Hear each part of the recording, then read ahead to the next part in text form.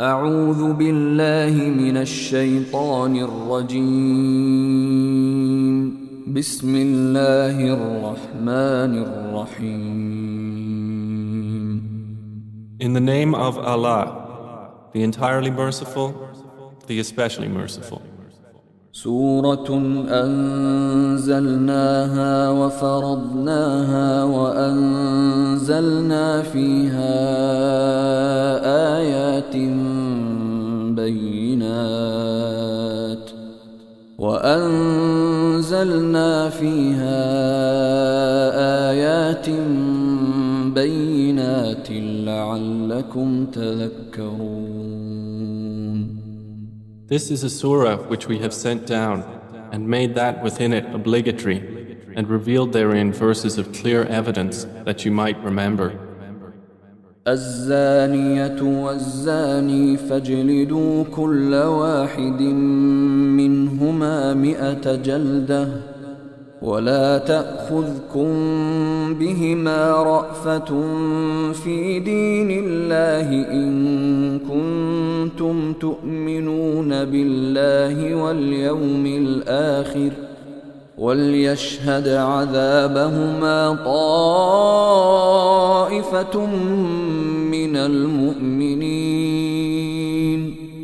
The unmarried woman or unmarried man found guilty of sexual intercourse, lash each one of them with 100 lashes, and do not be taken by pity for them in the religion of Allah, if you should believe in Allah and the last day, and let a group of the believers witness their punishment.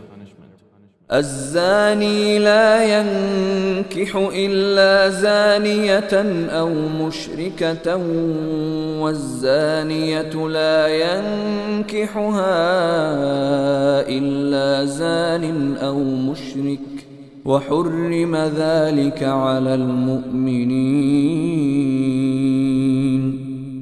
The fornicator does not marry except a female fornicator or polytheist, and none marries her except a fornicator or a polytheist, and marriage to such persons has been made unlawful to the believers. والذين يرمون المحصنات ثم لم يأتوا ب4 شهداء فاجلدوهم 80 جلدة ولا تقبلوا لهم شهادة أبدا وأولئك هم الفاسقون. And those who accuse chaste women and then do not produce 4 witnesses, lash them with 80 lashes and do not accept from them testimony ever after. And those are the defiantly disobedient.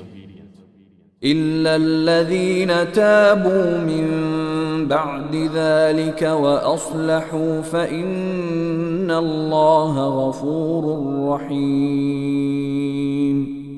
Except for those who repent thereafter and reform, for indeed Allah is forgiving and merciful. والذين يرمون أزواجهم ولم يكن لهم شهداء إلا أنفسهم فشهادة أحدهم 4 شهادات بالله إنه لمن الصادقين. And those who accuse their wives of adultery and have no witnesses except themselves, then the witness of one of them shall be 4 testimonies swearing by Allah that indeed he is of the truthful. والخامسة أن لعنة الله عليه إن كان من الكاذبين. And the 5th oath will be that the curse of Allah be upon him if he should be among the liars. ويدرأ عنها العذاب أن تشهد 4 شهادات بالله إنه لمن الكاذبين. But it will prevent punishment from her if she gives 4 testimonies, swearing by Allah that indeed he is of the liars. والخامسة أن غضب الله عليها إن كان من الصادقين. And the fifth oath will be that the wrath of Allah be upon her if he was of the truthful. ولولا فضل الله عليكم ورحمته وأن الله تواب حكيم. And if not for the favor of Allah upon you and His mercy, and because Allah is accepting of repentance and wise, إن الذين جاءوا بالإفك عصبة منكم لا تحسبوه شرا لكم بل هو خير لكم لكل امرئ منهم ما اكتسب من الإثم والذي تولى كبره منهم له عذاب عظيم. Indeed, those who came with falsehood are a group among you. Do not think it bad for you, rather it is good for you. For every person among them is what punishment he has earned from the sin, and he who took upon himself the greater portion thereof, for him is a great punishment.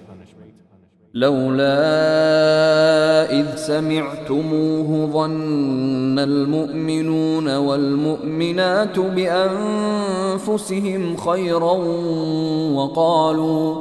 وقالوا هذا إفك مبين.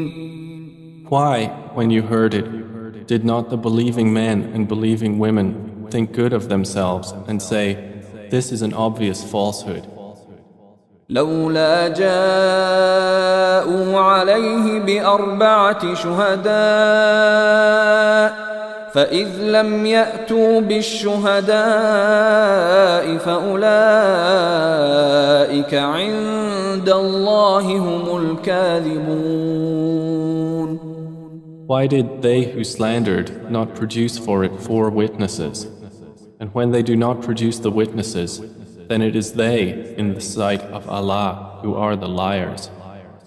ولولا فضل الله عليكم ورحمته في الدنيا والآخرة لمسكم فيما أفضتم فيه عذاب عظيم. And if it had not been for the favor of Allah upon you and His mercy in this world and the hereafter, you would have been touched for that lie in which you were involved by a great punishment. إذ تلقونه بألسنتكم وتقولون بأفواهكم ما ليس لكم به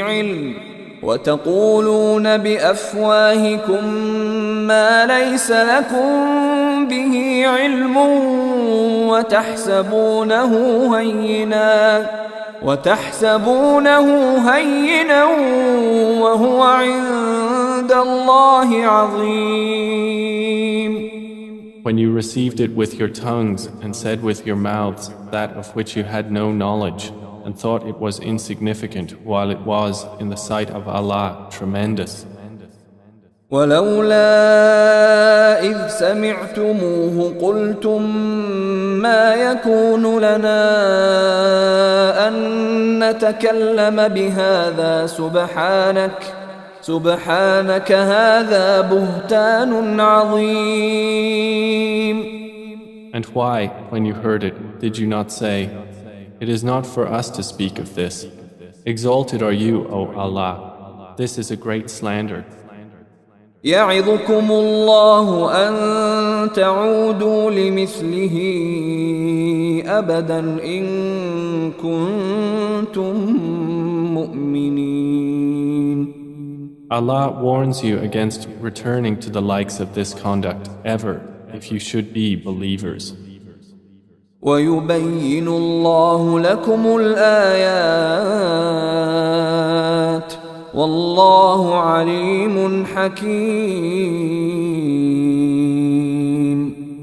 And Allah makes clear to you the verses, and Allah is knowing and wise. إن الذين يحبون أن تشيع الفاحشة في الذين آمنوا لهم عذاب أليم في الدنيا والآخرة والله يعلم وأنتم لا تعلمون. Indeed, those who like that immorality should be spread among those who have believed will have a painful punishment in this world and the hereafter. And Allah knows, and you do not know. ولولا فضل الله عليكم ورحمته وأن الله رؤوف رحيم. And if it had not been for the favor of Allah upon you and His mercy, and because Allah is kind and merciful. يا أيها الذين آمنوا لا تتبعوا خطوات الشيطان ومن يتبع خطوات الشيطان فإنه يأمر بالفحشاء والمنكر ولولا فضل الله عليكم ورحمته ما زكى منكم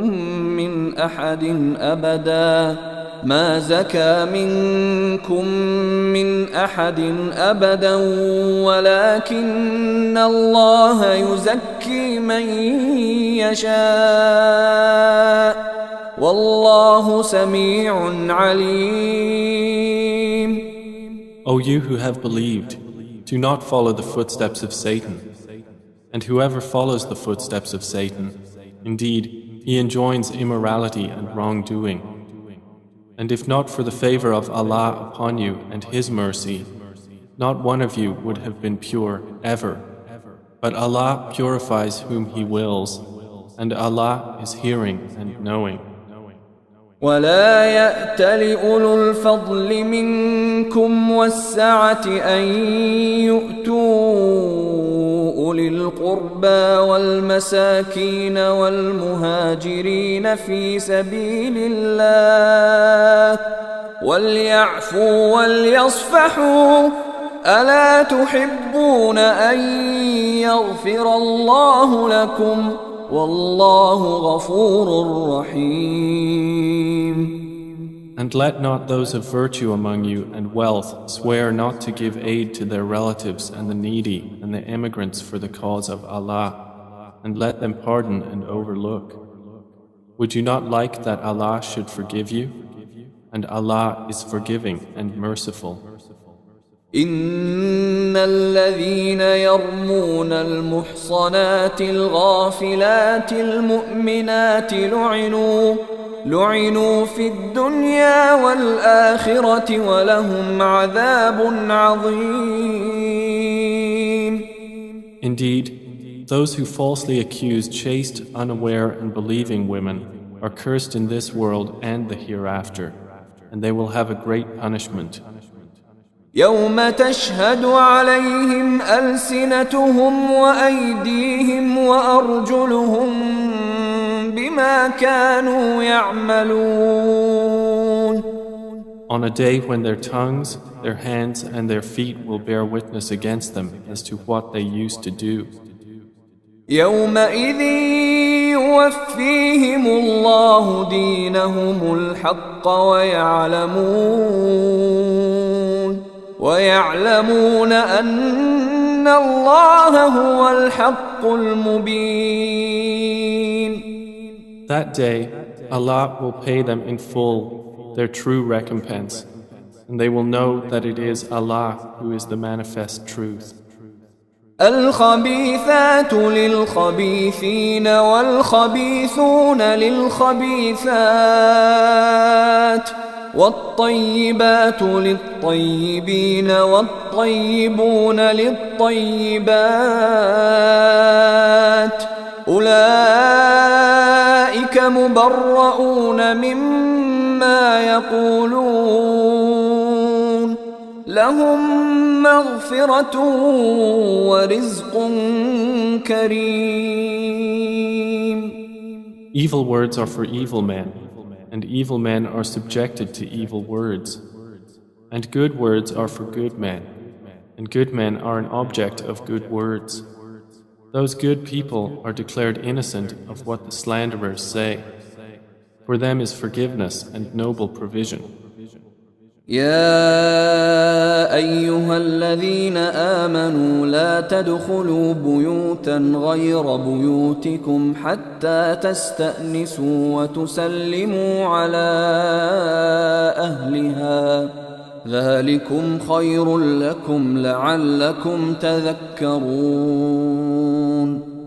O you who have believed, do not enter houses other than your own houses until you ascertain welcome and greet their inhabitants.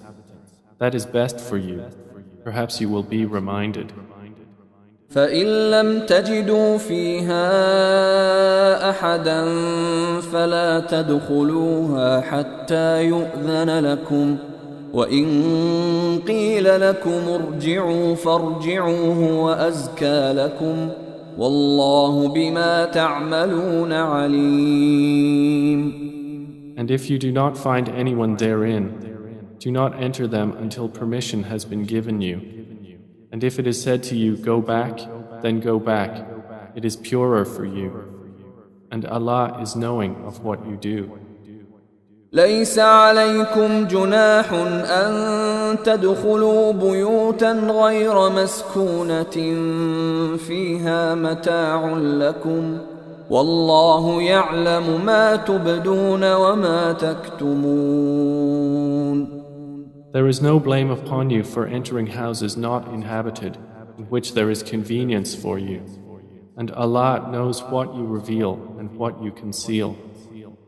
قل للمؤمنين يغضوا من أبصارهم ويحفظوا فروجهم ذلك أزكى لهم إن الله خبير بما يصنعون.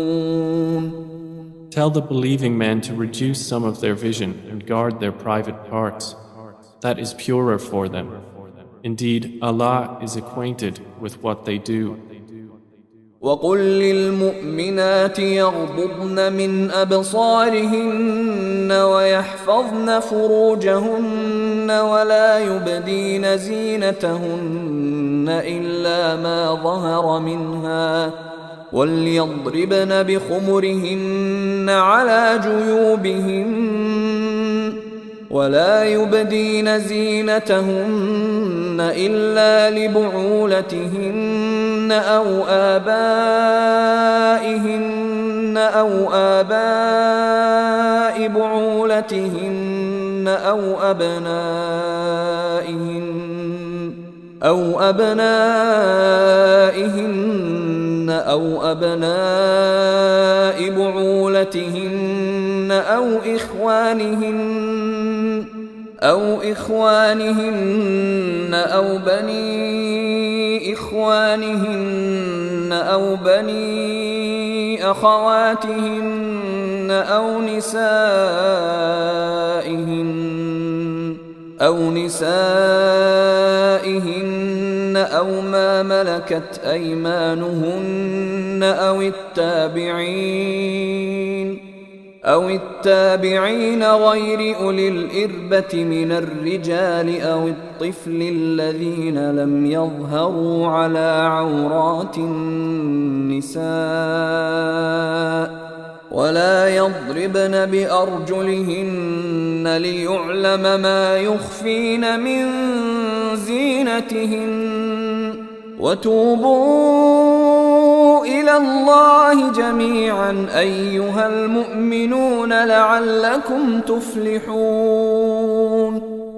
And tell the believing women to reduce some of their vision and guard their private parts and not expose their adornment except that which appears thereof, and to draw their head covers over their chests and not display their adornment except to their husbands, their fathers, their husbands' fathers, their sons, their husbands' sons, their brothers' sons, their sisters' sons, their women, that which their right hands possess, or those male attendants having no physical desire, or children who are not yet aware of the private aspects of women. And let them not stamp their feet to make known what they conceal of their adornment. And turn to Allah in repentance, all of you, O believers, that you might succeed. وأنكحوا الأيام منكم والصالحين من عبادكم وإمائكم إن يكونوا فقراء يغنهم الله من فضله والله واسع عليم.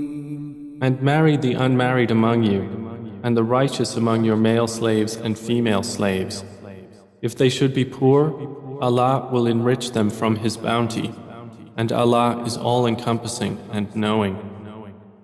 وَلْيَسْتَعْفِفِ الَّذِينَ لَا يَجِدُونَ نِكَاحًا حَتَّى يُغْنِيَهُمُ اللَّهُ مِنْ فَضْلِهِ والذين يبتغون الكتاب مما ملكت أيمانكم فكاتبوهم إن علمتم فيهم خيرا وآتوهم مما لله الذي آتاكم ولا تكرهوا فتياتكم على البغاء إن أردنا تحصنا لتبتغوا عرض الحياة الدنيا ومن يكرههن فإن الله من بعد إكراههن غفور رحيم. But let them who find not the means for marriage abstain from sexual relations until Allah enriches them from His bounty. And those who seek a contract for eventual emancipation from among whom your right hands possess, then make a contract with them if you know there is within them goodness, and give them from the wealth of Allah which He has given you. And do not compel your slave girls to prostitution if they desire chastity, to seek thereby the temporary interests of worldly life. And if someone should compel them, then indeed Allah is to them, after their compulsion, forgiving and merciful.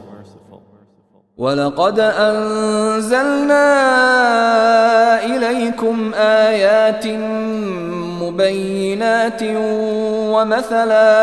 ومثلا من الذين خلوا من قبلكم وموعظة للمتقين.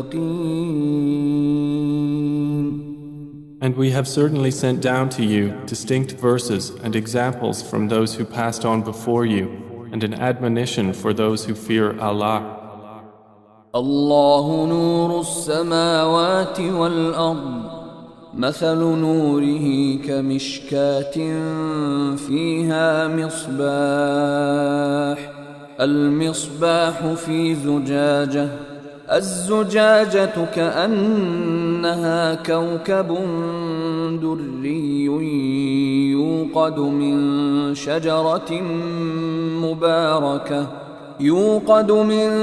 شجرة مباركة زيتونة لا شرقية ولا غربية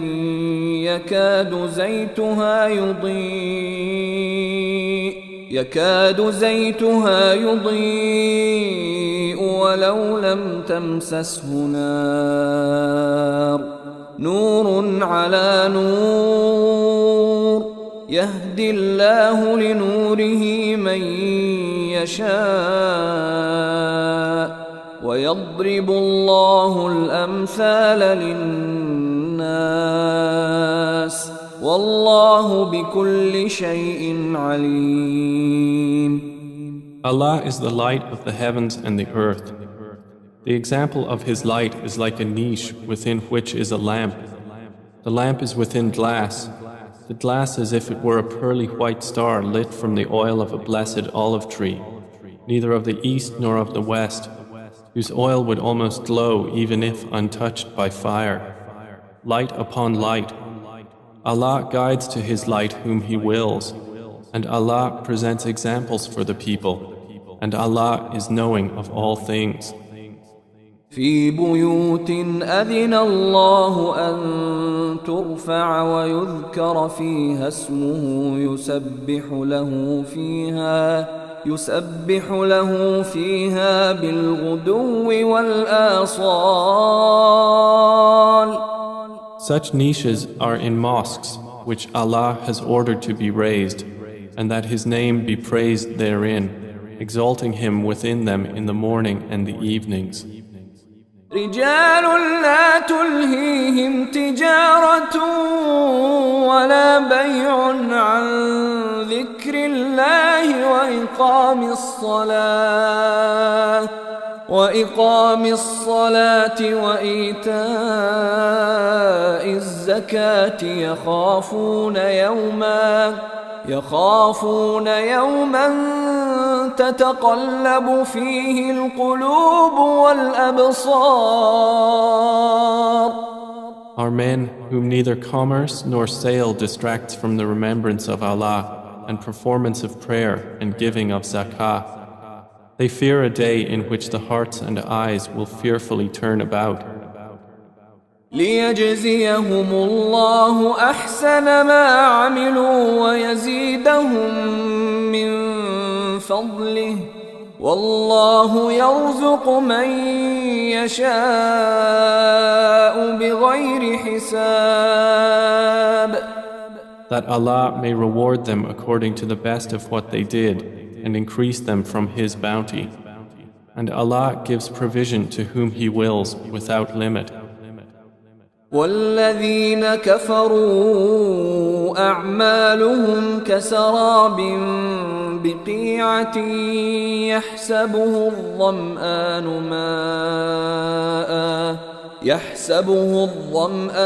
ماء حتى إذا جاءه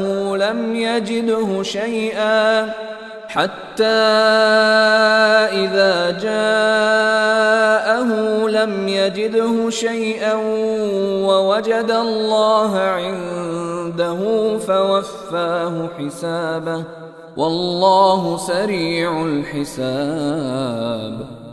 But those who disbelieved, their deeds are like a mirage in a lowland, which a thirsty one thinks is water until, when he comes to it, he finds it is nothing, but finds Allah before him, and He will pay him in full his due, and Allah is swift in account. أو كظلمات في بحر لجي يغشاه موج من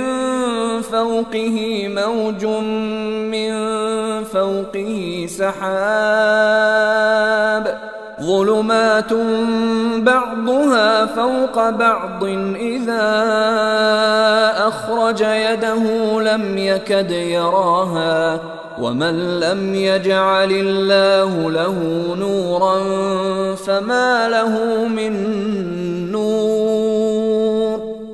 Or they are like darknesses within an unfathomable sea, which is covered by waves, upon which are waves, over which are clouds. Darknesses, some of them upon others. When one puts out his hand therein, he can hardly see it. And he to whom Allah has not granted light, for him there is no light. ألم تر أن الله يسبح له من في السماوات والأرض والطير صافات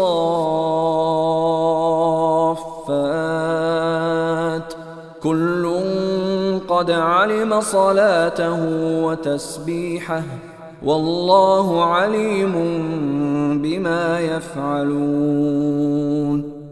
Do you not see that Allah is exalted by whomever is within the heavens and the earth, and by the birds with wings spread in flight?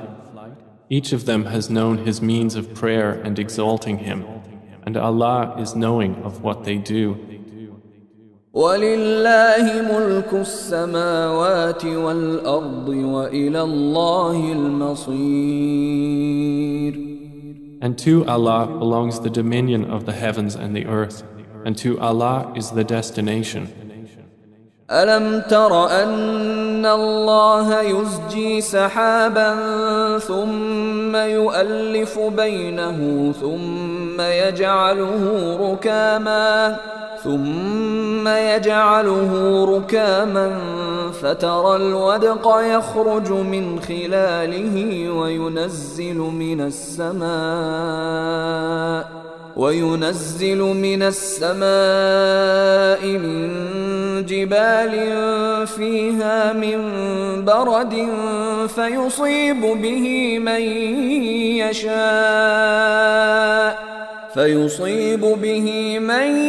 يشاء ويصرفه عن من يشاء يكاد سنا برقه يذهب بالأبصار. Do you not see that Allah drives clouds?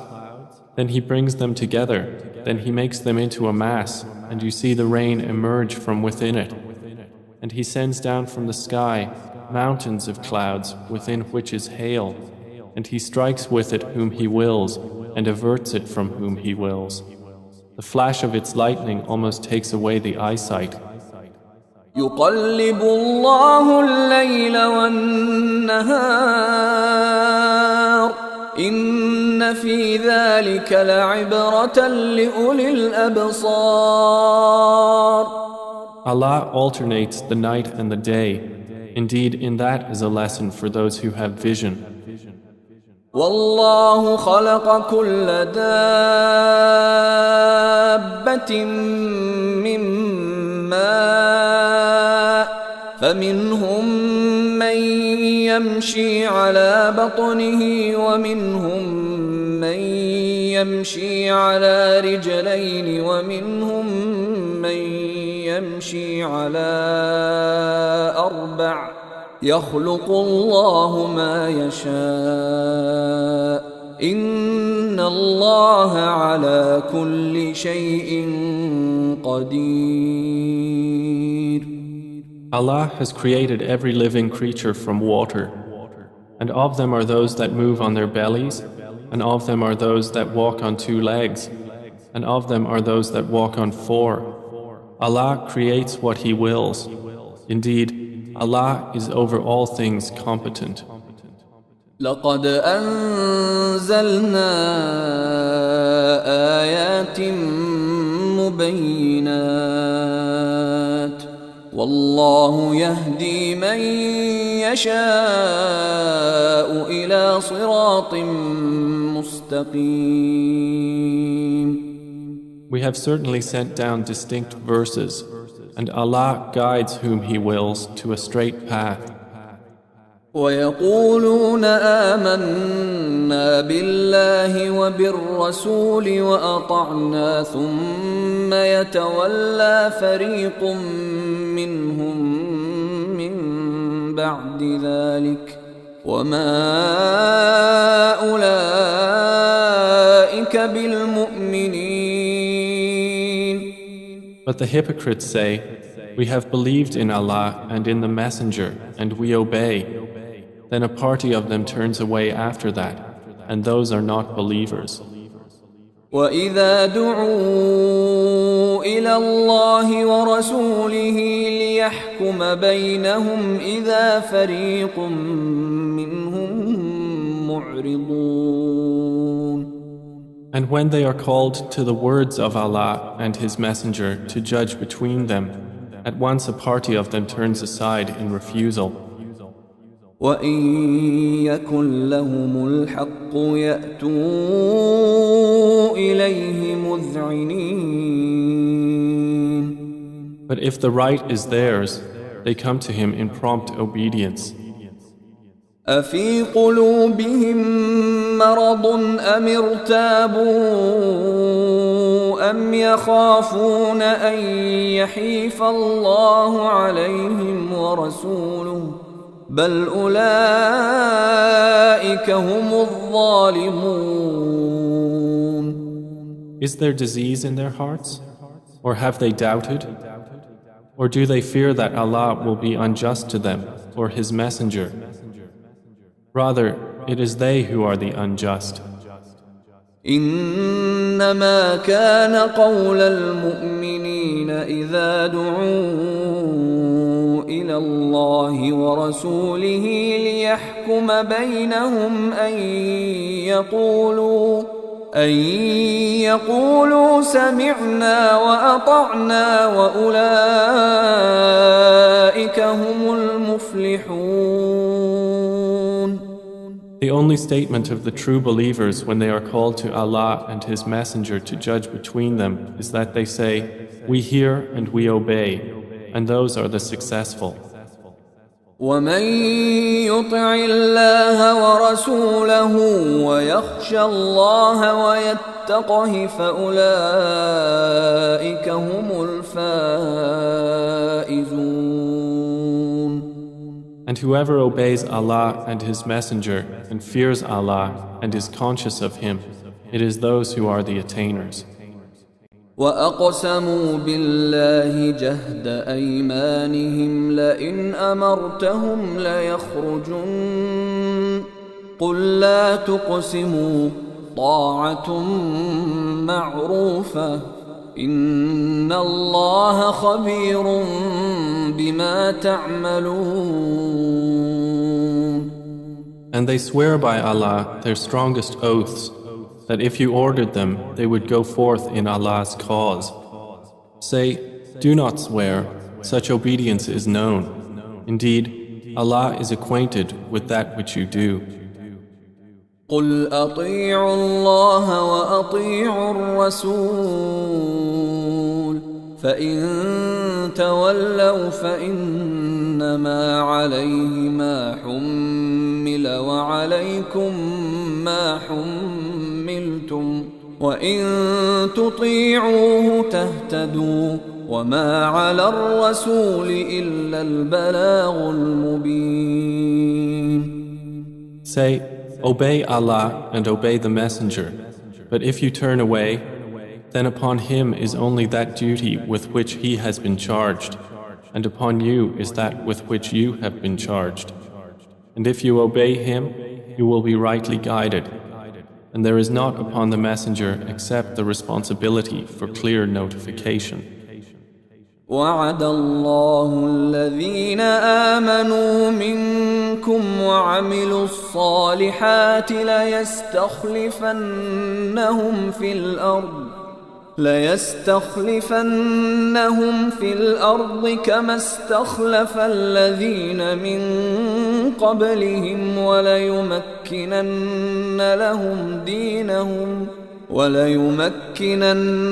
لهم دينهم الذي ارتضى لهم وليبدلنهم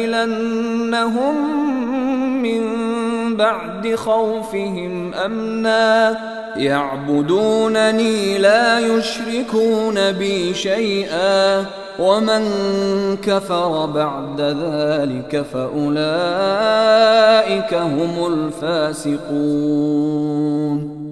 Allah has promised those who have believed among you and done righteous deeds that He will surely grant them succession to authority upon the earth, just as He granted it to those before them, and that He will surely establish for them therein their religion, which He has preferred for them, and that He will surely establish for them after their fear security, for they worship Me, not associating anything with Me.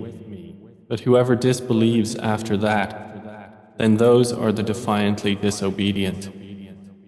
وأقيموا الصلاة وآتوا الزكاة وأطيعوا الرسول لعلكم ترحمون.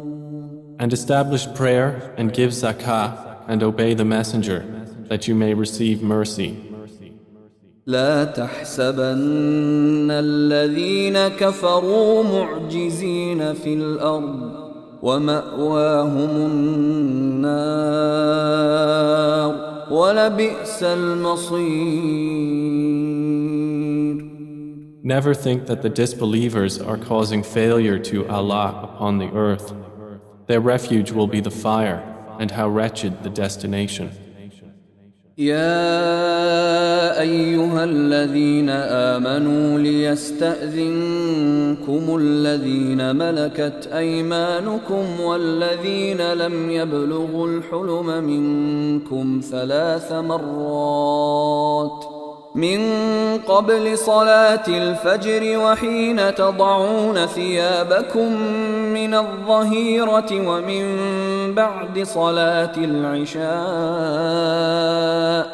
3 عورات لكم ليس عليكم ولا عليهم جناح بعدهن طوافون عليكم بعضكم على بعض كذلك يبين الله لكم الآيات والله عليم حكيم. O you who have believed, let those whom your right hands possess and those who have not yet reached puberty among you ask permission of you before entering at 3 times. Before the dawn prayer, and when you put aside your clothing for rest at noon, and after the night prayer. These are 3 times of privacy for you. There is no blame upon you nor upon them beyond these periods, for they habitually circulate among you, some of you among others. Thus does Allah make clear to you the verses, and Allah is knowing and wise. وَإِذَا بَلَغَ الْأَطْفَالُ مِنكُمُ الْحُلُمَ فَلْيَسْتَأْذِنُوا كَمَا اسْتَأْذَنَ الَّذِينَ مِن قَبْلِهِمْ كَذَلِكَ يُبَيِّنُ اللَّهُ لَكُمْ آيَاتِهِ وَاللَّهُ عَلِيمٌ حَكِيمٌ. And when the children among you reach puberty, let them ask permission at all times, as those before them have done. Thus does Allah make clear to you His verses, and Allah is knowing and wise. والقواعد من النساء اللاتي لا يرجون نكاحا فليس عليهن جناح أن يضعن ثيابهن غير متبرجات بزينة وأن يستعففن خير لهن والله سميع عليم. And women of post-menstrual age who have no desire for marriage, there is no blame upon them for putting aside their outer garments but not displaying adornment. But to modestly refrain from that is better for them, and Allah is hearing and knowing. ليس على الأعمى حرج ولا على الأعرج حرج ولا على المريض حرج ولا على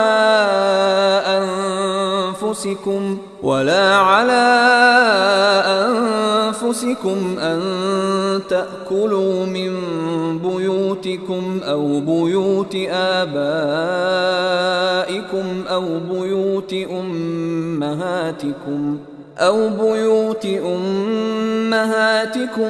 بيوت إخوانكم أو بيوت أخواتكم أو بيوت أعمامكم أو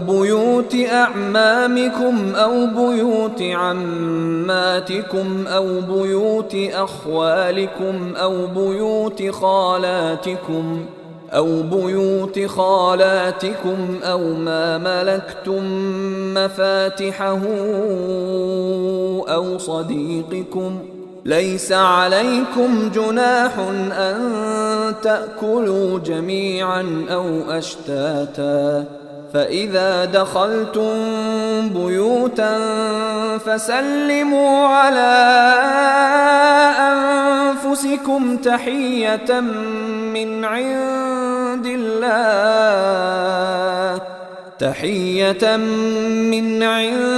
الله مباركة طيبة كذلك يبين الله لكم الآيات لعلكم تعقلون. There is not upon the blind any guilt, nor upon the lame any guilt, nor upon the ill any guilt, nor upon yourselves if you eat from your own houses, or the houses of your fathers, or the houses of your mothers, or the houses of your brothers, or the houses of your sisters, or the houses of your father's brothers, or the houses of your father's sisters, or the houses of your mother's brothers, or the houses of your mother's sisters, or from houses whose keys you possess, or from the house of your friend. There is no blame upon you whether you eat together or separately. But when you enter houses, give greetings of peace upon each other, a greeting from Allah, blessed and good. Thus does Allah make clear to you the verses of ordinance, that you may understand. إنما المؤمنون الذين آمنوا بالله ورسوله وإذا كانوا معه على أمر جامع لم يذهبوا حتى يستأذنوه إن الذين يستأذنونك أولئك الذين يؤمنون بالله ورسوله فإذا استأذنوك لبعض شأنهم فأذن لمن شئت منهم واستغفر لهم الله إن الله غفور رحيم. The believers are only those who believe in Allah and His Messenger. And when they are meeting with Him for a matter of common interest, do not depart until they have asked His permission. Indeed, those who ask your permission, O Muhammad, those are the ones who believe in Allah and His Messenger. So when they ask your permission for something of their affairs, then give permission to whom you will among them, and ask forgiveness for them of Allah. Indeed, Allah is forgiving and merciful. لا تجعلوا دعاء الرسول بينكم كدعاء بعضكم بعضا قد يعلم الله الذين يتسللون منكم لواذا فليحذر الذين يخالفون عن أمره أن تصيبهم فتنة أو يصيبهم عذاب أليم. Do not make your calling of the messenger among yourselves as the call of one of you to another. Already Allah knows those of you who slip away, concealed by others. So let those beware who dissent from the Prophet's order, lest fitna strike them or a painful punishment. ألا إن لله ما في السماوات والأرض قد يعلم ما أنتم عليه ويوم يرجعون إليه فينبئهم بما عملوا والله بكل شيء عليم. Unquestionably, to Allah belongs whatever is in the heavens and earth. Already He knows that upon which you stand, and knows the day when they will be returned to Him, and He will inform them of what they have done. And Allah is knowing of all things.